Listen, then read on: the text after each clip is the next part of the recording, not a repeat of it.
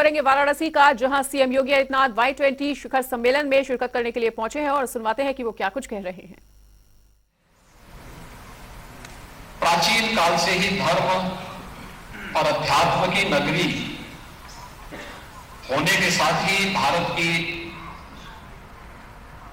अध्यात्म, दर्शन, शिक्षा, साहित्य और कला की भूमि के रूप में भी यह प्राचीन नगरी जानी जाती रही है।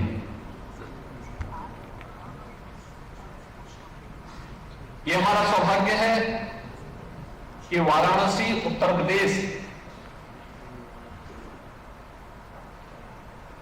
की एक प्रमुख महानगरी होने का सौभाग्य प्राप्त करती है।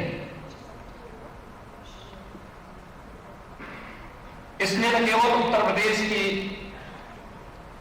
सांस्कृतिक और आध्यात्मिक परंपरा को,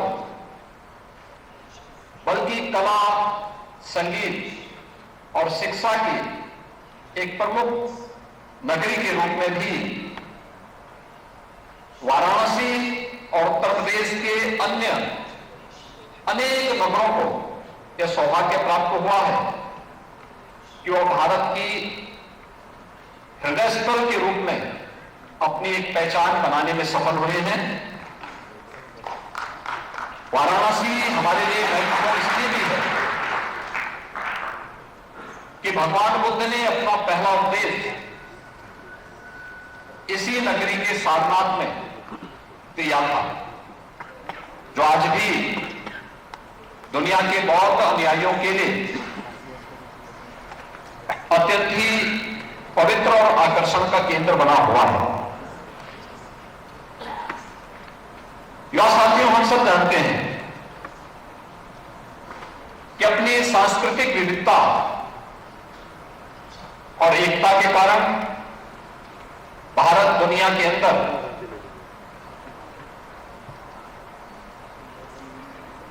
दुनिया के नागरिकों के लिए आकर्षण का एक केंद्र है। लोकतांत्रिक परंपराओं पर विश्वास करते थे।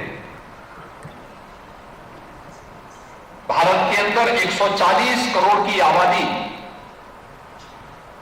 जिस भाव और भंगिमा के साथ भारत की एकता और भारत की अखंडता के लिए अपने यशस्वी नेतृत्व में कार्य कर रहा है, वह भारत को दुनिया की सबसे बड़ी युवा आबादी के रूप में भी प्रस्तुत करती है। डेमोग्राफी, डेमोक्रेसी और डाइवर्सिटी की यह त्रिवेणी हमें विशिष्ट बनाती है। नित्य नूतन चिर पुरातन संस्कृति की सुदृढ़ नींव पर हमारा देश अपनी स्वतंत्रता के 75 वर्ष पूरा करते हुए अमृत काल के प्रथम वर्ष में G20 के इस प्रतिष्ठित आयोजन की अध्यक्षता कर रहा है। हर भारतवासी न केवल इन आयोजनों के प्रति लालायित है, बल्कि अपने आप को वैश्विक मंच पर एक उभरते हुए भारत के रूप में प्रस्तुत करने में गौरवान्वित भी महसूस करता है। G20 की theme one earth, one family, one future, यह वास्तव में भारत की प्राचीन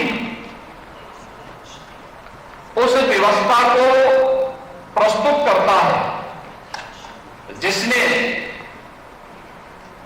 हजारों वर्ष पहले दुनिया को वसुधैव कुटुंबकम का एक संदेश दिया था। यानी पूरी दुनिया एक परिवार है। एक परिवार के रूप में पूरी दुनिया को मानने वाली उस व्यवस्था को, जिसका वास्तव में अर्थ क्या है कि यह मेरा, यह तेरा, यह विचार संकुचित सोच के लोगों का है। चरित्र वाले लोग समस्त संसार को ही परिवार मानते हैं। हमें गर्व है, भारत ने सदैव से ही इन उदार भावनाओं का प्रतिनिधित्व किया है और G20 का यह समिट इस बात का उदाहरण भी है।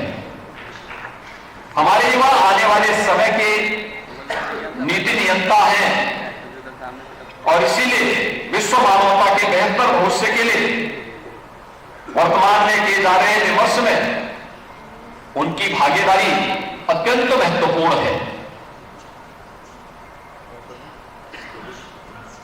G20 के अंदर Y20 का आयोजन वास्तव में इस पूरे आयोजन की प्रासंगिकता को भी आगे बढ़ाता है।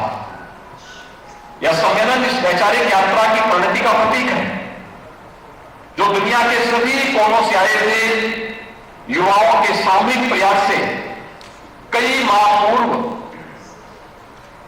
प्रारंभ की गई और यह पहली बार नहीं हुआ। मुझे जब मैं अपने युवा साथियों के बारे में सोचता हूं और जब मुझे कहीं से लगता है कि लोग हमारे युवाओं के इस पोटेंशियल पर, उनकी प्रतिभा पर प्रश्न खड़ा करने का प्रयास करते हैं, तो मुझे स्वयं उस समय दुख होता है। दुख इस बात को लेकर के होता है कि कौन सा ऐसा कालखंड नहीं था जब युवाओं ने अपनी प्रतिभा और अपनी ऊर्जा से समाज को एक नई दिशा न दी हो। युवा साथियों, आप प्राचीन काल से भारत की व्यवस्था को देखें या दुनिया के अंदर भी युवाओं ने अपने समय में जो कार्य किए, उसमें जब हम लोग युवा शक्ति की बात करते हैं तो हमें मर्यादा पुरुषोत्तम प्रभु श्री राम भी याद आते हैं। उन्होंने कहा था, जब उन्होंने संकल्प लिया था, निस्सरहीन करो नहीं भुज उठाए प्रण कीन, यह प्रभु राम का वह आह्वान है जो भारत की धरती से राक्षसी वृत्ति को, नेगेटिव पावर्स को पूरी तरह समाप्त करने का आह्वान उन्होंने किया था। प्रभु राम युवा ही थे। याद करना, मथुरा को कंस के अत्याचारों से मुक्त करने वाले, उनके राक्षसों के अत्याचार से मुक्त करने वाले, परित्राणाय साधूनाम विनाशाय च दुष्कृताम का आह्वान करने वाले श्री कृष्ण भी युवा ही थे।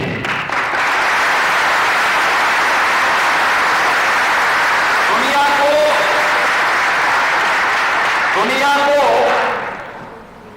निर्वाण का संदेश देने वाले महात्मा बुद्ध ज्ञान प्राप्त करने के बाद पहला उपदेश इसी वाराणसी में देते हैं, सारनाथ में, और तब वे युवा ही थे। भारत के अंदर 4 कोनों में 4 पीठों की स्थापना करने वाले और भारत की सांस्कृतिक एकता को मजबूती प्रदान करने वाले आदि संगम मात्र 32 वर्ष की आयु ही जिए थे। स्वामी विवेकानंद ने वैश्विक मंच पर भारत की प्रतिष्ठा को बढ़ाने का कार्य किया और मात्र 39 वर्ष का जीवन जिया था। स्वामी प्रणवानंद जी ने मात्र 42 वर्ष का जीवन जिया था। 1.25 लाख से एक लड़ाओ तो गोविंद सिंह, इसका उद्घोष करने वाले गुरु गोविंद सिंह हो, महाराणा प्रताप हो, छत्रपति शिवाजी महाराज हो, ये सभी युवा ही थे।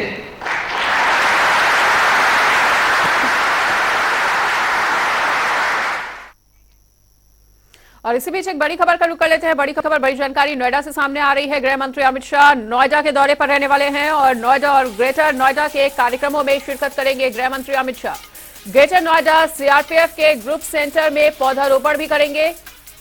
और आपको बता दें कि नोएडा में क्रबको कार्यालय में कार्यक्रम आयोजित किया गया है और कार्यक्रम को संबोधित करेंगे गृह मंत्री अमित शाह। तो इस वक्त की बड़ी खबर, बड़ी जानकारी आपको बता रहे हैं। नोएडा से इस वक्त की बड़ी खबर सामने आती हुई, जहां नोएडा और ग्रेटर नोएडा के दौरे पर रहने वाले हैं गृह मंत्री अमित शाह। कई कार्यक्रमों में शिरकत करेंगे। वहीं नोएडा दौरे पर गृह मंत्री अमित शाह, तो नोएडा के साथ ही ग्रेटर नोएडा में भी उनके कई कार्यक्रम हैं जिनमें शिरकत करने के लिए गृह मंत्री ग्रेटर नोएडा भी आएंगे और सीआरपीएफ के ग्रुप सेंटर में भी पहुंचेंगे। क्रबको कार्यालय में कार्यक्रम भी आयोजित है, वहां पे भी वो कार्यक्रम को संबोधित करेंगे। तो नोएडा और ग्रेटर नोएडा का अमित शाह का दौरा और कई कार्यक्रमों में इस दौरान वो शिरकत करते हुए नजर आएंगे। और हमारे सहयोगी अनूप जुड़ चुके हैं हमारे साथ। तो अनूप, गृह मंत्री अमित शाह नोएडा और ग्रेटर नोएडा के दौरे पर हैं, कई कार्यक्रमों में शिरकत करेंगे। उनके इस दौरे के मद्देनजर क्या कुछ जानकारी आपके पास? देखिए, उत्तर प्रदेश में सीआरपीएफ के नवनिर्मित 15 भवनों का आज लोकार्पण रक्षा गृह मंत्री अमित शाह करने वाले हैं। निश्चित रूप से सीआरपीएफ के जो कैंप बनाए गए हैं, जो सरकार द्वारा फंड पास हुआ था, उस पर अब वो जो भवन है वो तैयार हो चुके हैं। नोएडा में इस कार्यक्रम में पहुंचेंगे अमित शाह। बाकी जो उत्तर प्रदेश में बने हैं उनको वर्चुअल रूप से यानी कि उद्घाटन करेंगे। लेकिन नोएडा में जो सेंटर बना है सीआरपीएफ का, वहां पर सबसे पहले एक पौधा लगाएंगे। पौधा लगाने के बाद कार्यक्रम में पहुंचेंगे। तमाम सुरक्षा व्यवस्था को लेकर इंतजाम किए गए हैं। जिला प्रशासन से लगाकर पुलिस मुस्तैद है उनके कार्यक्रम को लेकर। हालांकि तैयारियां पहले चल रही थी इस उद्घाटन समारोह को लेकर के। सुरक्षा व्यवस्था के साथ साथ जो वहां की व्यवस्थाएं थी उसको लेकर पहले तैयारी चल रही थी, अब वो पूर्ण हो चुकी है। और अमित शाह जब वहां पर पहुंचेंगे तो उस समय जो सीआरपीएफ की जो समस्याएं भवन को लेकर आती थी, जो अभी तक बहुत सारी दिक्कतें थी, वो कहीं न कहीं आज उन लोगों के दूर हो जाएंगी। और उत्तर प्रदेश पे 15 नवनिर्मित भवन सीआरपीएफ को मिलेंगे। अत्याधुनिक सुविधाओं से ये भवन लैस हैं। कहीं न कहीं सीआरपीएफ को लेकर एक बड़ी सफलता मिलेगी आज।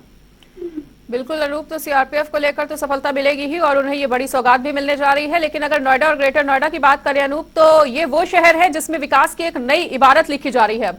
और जैसा कि अब गृह मंत्री का भी वहां पर दौरा है, तो क्या ये भी कहा जा सकता है कि इस दौरान कोई बड़ी सौगात भी वो नोएडा या ग्रेटर नोएडा वासियों को दे सकते हैं?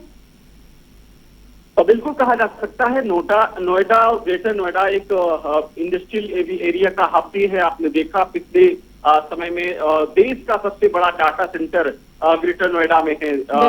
जिस तरीके से लगातार एनसीआर में भी आता है और मुख्यमंत्री योगी आदित्यनाथ वहां पर नोएडा भी पहुंचकर तमाम परियोजनाओं का शिलान्यास कर चुके हैं। हालांकि नोएडा के बारे में भी कहा जाता है जो भी मुख्यमंत्री वहां पर जाता है तो दोबारा मुख्यमंत्री नहीं बनता है। इस कहावत को भी मुख्यमंत्री योगी आदित्यनाथ तोड़ चुके हैं। लेकिन आज जब अमित शाह वहां पर पहुंचेंगे तो वहां के सीआरपीएफ के जो 15 नवनिर्मित भवन है उसका तो लोकार्पण करेंगे। खासकर नोएडा वासियों के लिए भी एक तमाम जो सौगातें हैं वो भी कुछ दे सकते हैं। बिल्कुल, तो बड़ी सौगात उनके द्वारा दी जा सकती है। इस तमाम जानकारी के लिए अनूप आपका बहुत बहुत शुक्रिया।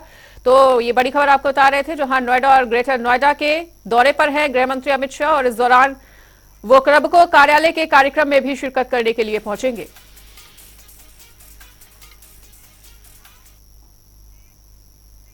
और इसी बीच फतेहपुर से आने वाली इस बड़ी खबर का रुख कर लेते हैं। फतेहपुर से इस वक्त की बड़ी जानकारी आ रही है सामने। सपा के प्रशिक्षण शिविर का आज दूसरा दिन है और हजारों कार्यकर्ता प्रशिक्षण शिविर में शामिल होने के लिए पहुंच रहे हैं और सपा अध्यक्ष अखिलेश यादव भी शिविर में आज शामिल होंगे और लोकसभा चुनाव को लेकर मूल मंत्र देते हुए नजर आएंगे अखिलेश यादव। तो इस वक्त की बड़ी खबर, बड़ी जानकारी आपको बता रहे हैं। सपा के प्रशिक्षण शिविर का आज दूसरा दिन है और कई कार्यकर्ता प्रशिक्षण शिविर में शामिल होने के लिए पहुंचे हुए हैं। अखिलेश यादव भी आज शिविर में शामिल होंगे और उनके दौरे के मद्देनजर पुलिस प्रशासन भी पूरी तरह से सतर्क नजर आ रहा है। तस्वीरों में भी आप देख सकते हैं, तस्वीरें सामने हैं।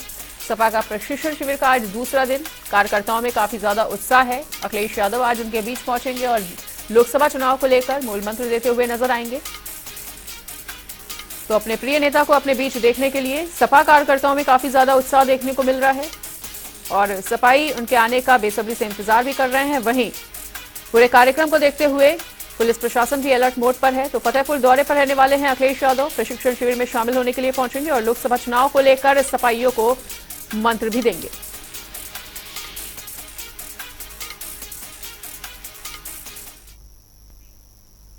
और इसी बीच एक और बड़ी जानकारी का रुख कर लेते हैं बदायूं से। इस वक्त की बड़ी जानकारी आ रही है सामने, बड़ी खबर, बड़ी जानकारी बदायूं से सामने आती हुई, जहां बदायूं दौरे पर डिप्टी सीएम केशव प्रसाद मौर्य और बदायूं दौरे के दौरान दिग्विजय सिंह शाक्य के गांव पहुंचेंगे डिप्टी सीएम। भाजपा के क्षेत्रीय अध्यक्ष हैं दुर्विजय सिंह शाक्य। वहीं दुर्विजय सिंह की माताजी को वो श्रद्धांजलि देंगे और मंत्री जितिन प्रसाद, जसवंत सिंह सैनी भी इस दौरान उनके साथ शामिल होंगे। तो मंत्री धर्मवीर प्रजापति, बलदेव औलख भी उस दौरान मौजूद रहेंगे। तो बदायूं दौरे पर रहने वाले हैं डिप्टी सीएम केशव प्रसाद मौर्य और अपने इस दौरे के दौरान दुर्विजय सिंह शाक्य के गांव पहुंचेंगे और भाजपा क्षेत्रीय अध्यक्ष हैं दुर्विजय सिंह, जिनकी माताजी का निधन हो गया था और उन्हीं को श्रद्धांजलि देने के लिए पहुंच रहे हैं डिप्टी सीएम केशव प्रसाद मौर्य। तो जितिन प्रसाद, जसवंत सैनी भी इस दौरान मौजूद रहेंगे और साथ ही साथ धर्मवीर प्रजापति, बलदेव औलख भी शामिल होंगे।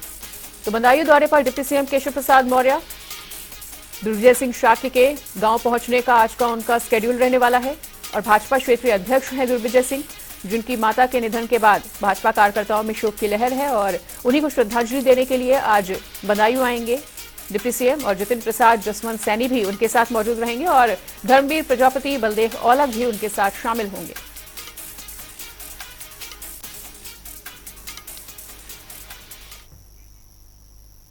वहीं यूपी के 100 भाजपा विधायक मध्य प्रदेश जाएंगे, ये इस वक्त की एक और बड़ी जानकारी आ रही है इस वक्त के सामने।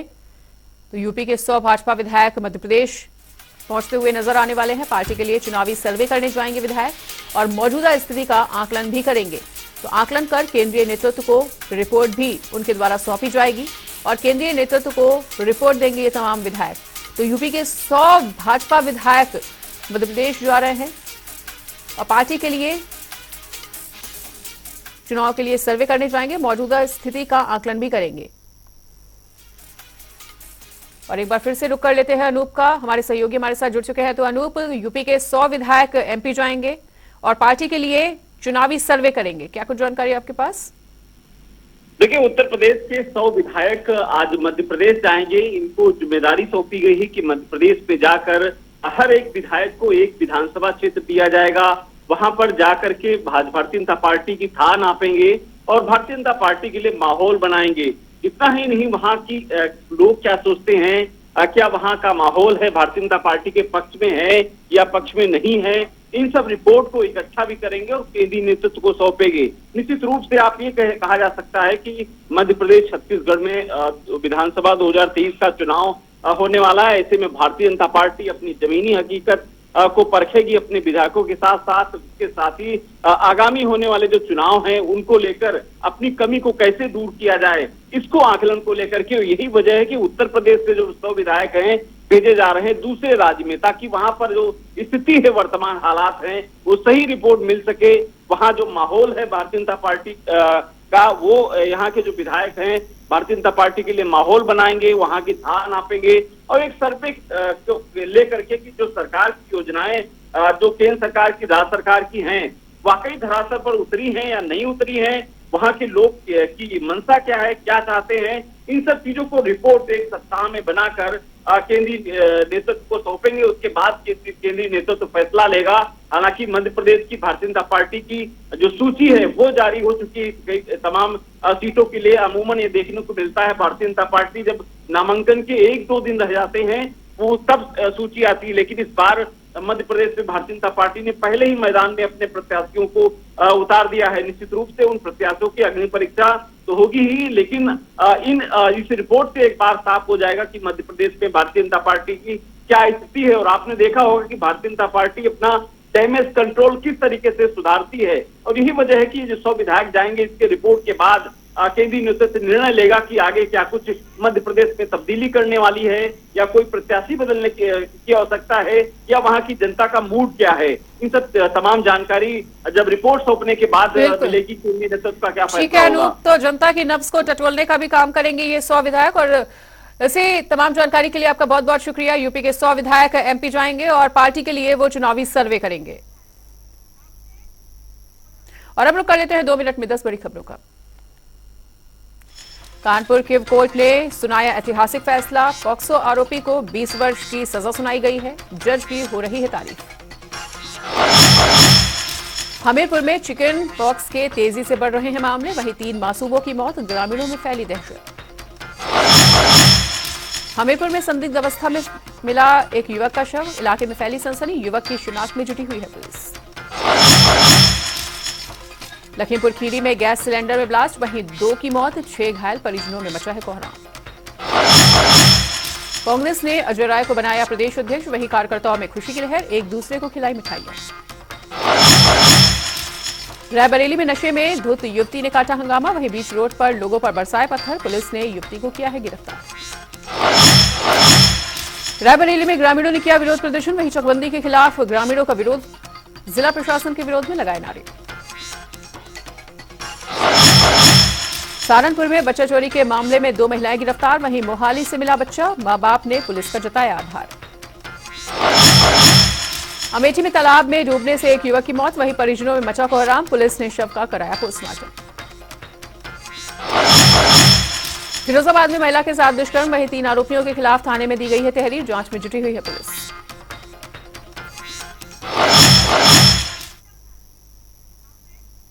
और फिलहाल इस तक के बुलेटिन में इतना ही। खबरों का सिलसिला लगातार जारी है। देखते रहिए जनता टीवी।